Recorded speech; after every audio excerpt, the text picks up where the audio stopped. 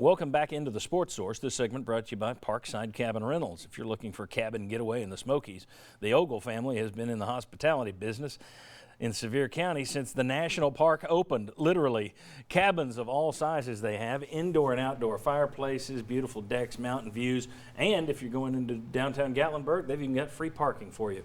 Parkside Cabin Rentals, it's the best way to do it yourself in the Smokies. All right. This week, 247sports.com, that's Ryan's group, posted the lines from the Westgate Casino in Las Vegas for 4 of UT's games this year. Interestingly, Vanderbilt at the end of the year is also thrown in there.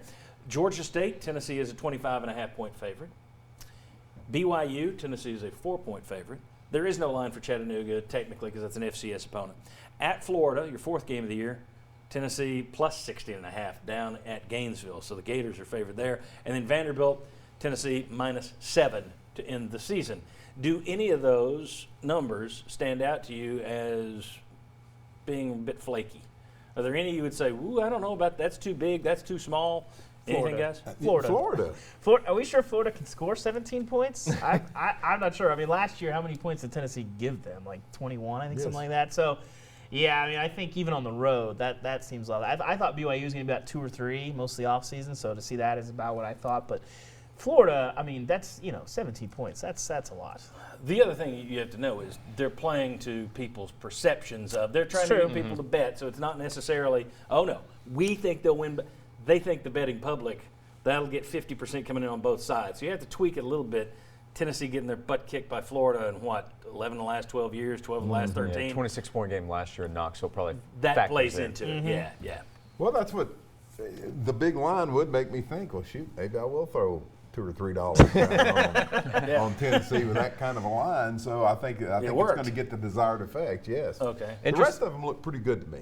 Yeah. Interestingly, those were all listed. You mentioned the Vanderbilt game. These are all listed under a Games of the Year heading. So the Vanderbilt game was sort of a randomly chosen one that might be of interest to the betting public. I thought the Vanderbilt one was a bit odd, too. I thought Tennessee being a touchdown favorite was a little high going into the season. I bet that one goes a little lower throughout the course of the season if Vanderbilt is as feisty as they have been. Right. I think Tennessee's a 3 or 4 point favorite in that game by the end of the year, if I had to guess. Yeah, I would have flipped Vandy and BYU. Yeah. I would have made Tennessee 7 at home against BYU earlier in the season when you're more likely to be healthy. Vanderbilt's won 3 straight.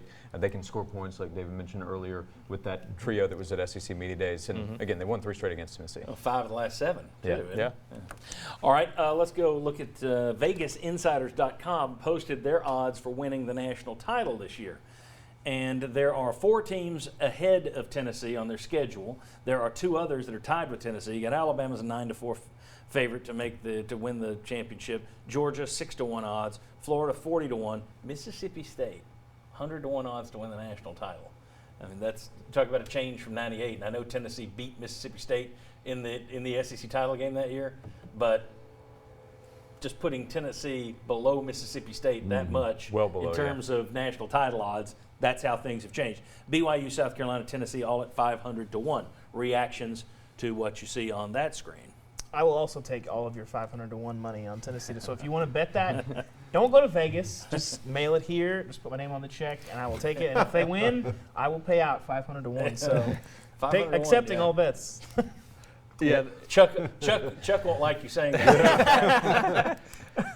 That sounds about right to me. I mean, I don't see anybody really thinking Tennessee is some dark horse contender for the national title this year. At Mississippi State, I am interested in that. 100-1 is showing them quite a bit of respect. I would have had them 250-1 maybe, more so than 100-1, but they're obviously one of the teams that people think could win the SEC West in the right scenario. I don't see it, but maybe. I think it's interesting. South Carolina's at 500-1, tied with Tennessee, and Missouri's number is worse.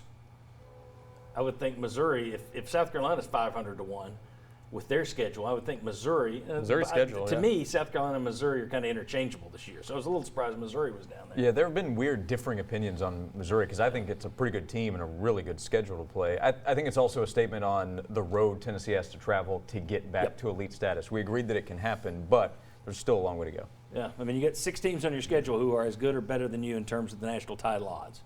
Who knows how that'll turn out, but that's what we talked about earlier, 6-6 on the year. That's a 6 and look at the teams that they're down there with: BYU, South Carolina, 6-6 kind of teams themselves. Yeah, You this know year. what though? We talk about it every year. The closer we get to the start of the season, the more I start to hear 8 and 9 win Oh, yeah. talk. It's starting to happen Oh, more yeah. lately. Oh yeah, by August it's 10. Somebody will say, "I got a feeling." That's it.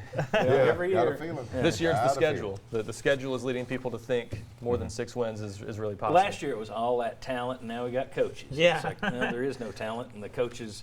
I think, to me, a big change this year is going to be Jeremy Pruitt, because I think we're hearing more and more. I said it last year. That's why I said they'd go 5-7 before the season. First year coach, I had my doubts. Most first year coaches suck. I think he's set for a big step forward, so that might be the bigger improvement you've got.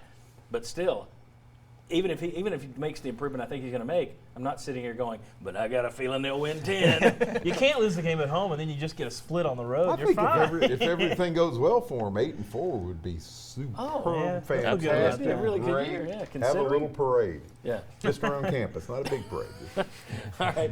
When we come back, we got a catch-all segment. So we're going to have plenty of time to talk about Trey Smith, to talk about the #1 quarterback prospect that Tennessee lost, to talk about single-game ticket prices. We got a lot of stuff to discuss. Come on back on the Sports Source.